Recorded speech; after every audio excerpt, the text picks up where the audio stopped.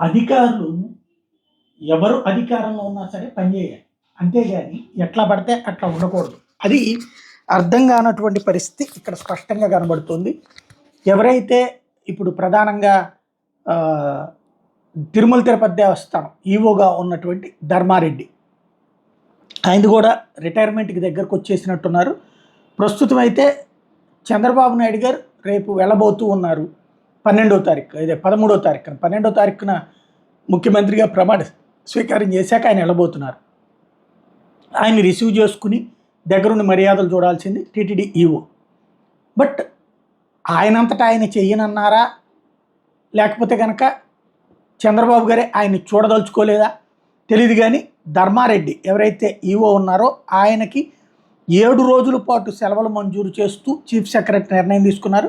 అది 11వ తారీఖు నుంచినే అంటే రేపటి నుంచినే బిగించేసి 7 రోజుల పాటు మొత్తం 17వ తారీఖు వరకు కూడా ఆయనకి సెలవులు ఇచ్చారు. తద్వారా ధర్మారెడ్డి కరెక్ట్‌గా చంద్రబాబు గారి రిసీవింగ్‌కి ఉండట్లేదు అన్నది స్పష్టమవుతోంది.